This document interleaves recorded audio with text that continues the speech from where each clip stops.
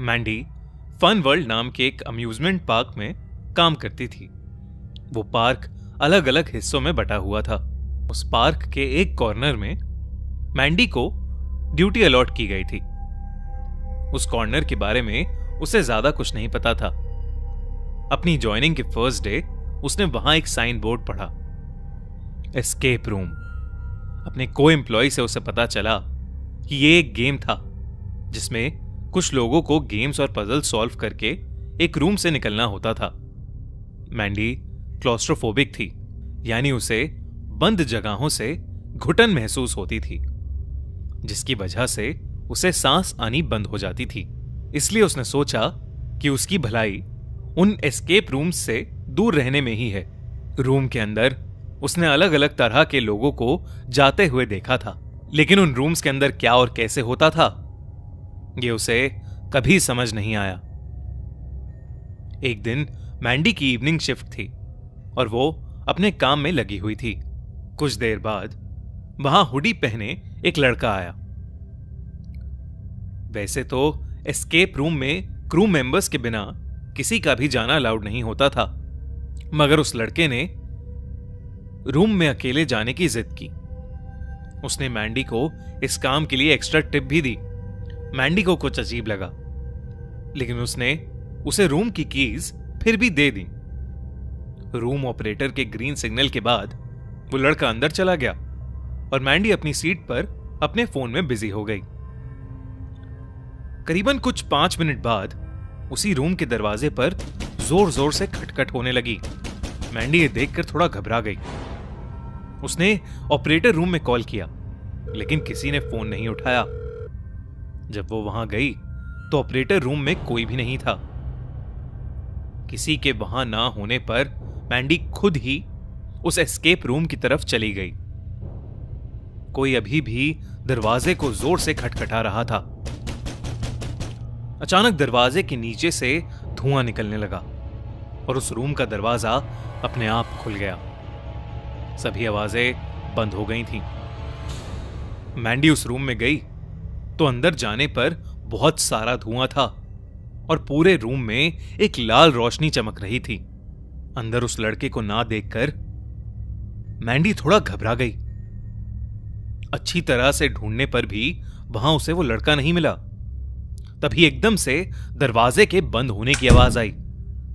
मैंडी जल्दी से दरवाजे के पास गई, लेकिन तब तक वो दरवाजा बंद हो चुका था। अब मैंडी काफी ज्यादा घबराने लगी थी। उसने दरवाजे को बुरी तरह पीटना और जोर जोर से चिल्लाना शुरू कर दिया, पर उसकी चीखों का कोई असर नहीं हुआ। दरवाजा अभी भी बंद था। कुछ ही देर में मैंडी को सांस लेने में तकलीफ होने लगी और वो बेहोश होकर नीचे गिर पड़ी। जब मैंडी की आंखें खुलीं तो वो उसी रूम में थी। रूम में अब कोई धुआं नहीं था, बस एक स्क्रीन लगी हुई थी। वो स्क्रीन को ध्यान से देखने लगी और एकदम से वो स्क्रीन स्विच ऑन हो गई। ऐसा लग रहा था कि जैसे उस रूम के दरवाजे पर कोई सीसीटीवी कैमरा था, जिसकी फुटेज उस स्क्रीन पर चल रही थी। मैंडी वहां बैठी हुई उस स्क्रीन पर सभी लोगों को आते हुए और रूम का पजल सॉल्व करते हुए देख रही थी। तभी उसे वहां वो हुडी वाला लड़का उस रूम में आता हुआ नजर आया। वो 5 मिनट वहीं रुका और फिर दरवाजे पर जोर जोर से नॉक करके कैमरे की रेंज से बाहर आ गया। उसी वक्त मैंडी को वो खुद कमरे में आती दिखी और डर के मारे बेहोश होती दिखी। इसके तुरंत बाद वो स्क्रीन फिर से ब्लैंक हो गई। फिर जो हुआ उससे मैंडी के रोंगटे खड़े हो गए।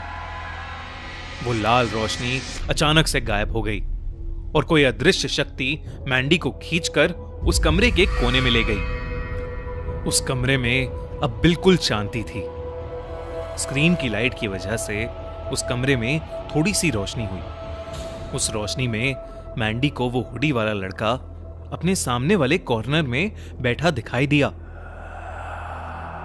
उसे देखकर मैंडी डर उठी, लेकिन उसने दबी आवाज में उस लड़के से पूछा कि क्या उसे उस कमरे से बाहर निकलने का रास्ता पता है? वो हुडी वाला लड़का उससे कुछ नहीं बोला और बस मैंडी को घूरता रहा। मैंडी को अब फिर से सांस लेने में दिक्कत होने लगी थी। वो लड़का मैंडी की हालत देखकर अजीब ढंग से हंसने लगा और देखते ही देखते उस हुडी वाले लड़के की आंखें काली पड़ने लगीं। ऐसा लग रहा था जैसे कोई उसकी आंखें निगल गया हो। उस लड़के का शरीर अजीब तरीके से अकड़ने लगा। वो किसी ज़ॉम्बी की तरह उठ खड़ा हुआ और धीरे धीरे मैंडी की तरफ आने लगा। मैंडी जल्दी से दरवाजे की तरफ भागी और उसने फिर से दरवाजा पीटना शुरू कर दिया। मैंडी की हालत बहुत खराब हो रही थी और वो लड़का इतना भयानक लग रहा था कि मैंडी को लगने लगा कि उसकी मौत अब बेहद करीब है। वो लड़का अचानक मैंडी की तरफ भाग कर आया कि तभी उस रूम का दरवाजा खुला और किसी ने मैंडी को बाहर खींच लिया। उसके सामने रूम का ऑपरेटर और एक इलेक्ट्रिशियन खड़े थे। मैंडी को सांस लेने में काफी तकलीफ हो रही थी। वो दोनों भी मैंडी की हालत को देखकर बहुत डर गए। रूम के ऑपरेटर ने उसे पानी पिलाया और उसे दिलासा दिलाया कि अब वो ठीक है।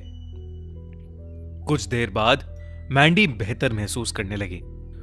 रूम के ऑपरेटर ने तब मैंडी को बताया कि न जाने कैसे उस रूम का दरवाजा जाम हो गया था और किसी को पता ही नहीं चला कि मैंडी उस रूम के अंदर कब पहुंच गई। जब मैंडी ने सबको अपने साथ हुआ पूरा किस्सा बताया तो मैनेजर ने सीसीटीवी फुटेज चेक की। हैरानी की बात थी कि उस फुटेज में ना ही कोई हुडी वाला लड़का दिखा और ना ही मैंडी के साथ हुई कोई पैरानॉर्मल चीजें। ऑपरेटर ने मैंडी को अलग से बताया कि कई सालों से एक अफवाह चल रही है कि उस कमरे में एक बार एक लड़का अकेले चला गया और एक इलेक्ट्रिक शॉक लगने की वजह से उसकी मौत हो गई थी। ऑपरेटर ने कहा कि वो ये नहीं जानता कि वो सब सच है या झूठ, पर जो भी उस शाम मैंडी के साथ हुआ उससे तो ये कहानी बिल्कुल सच्ची ही लगती है। उस दिन के बाद से मैंडी ने एस्केप रूम की ड्यूटी कभी भी लेने से मना कर दिया, मगर आज तक उसे अपने साथ घटे उस एक्सपीरियंस के भयानक सपने आते हैं। कैसी लगी आपको ये कहानी? क्या आप कभी एस्केप रूम में जाकर खेलना पसंद करेंगे? हमें कमेंट्स में जरूर बताइए और हां, हमारा चैनल खूनी मंडे जरूर सब्सक्राइब करिए।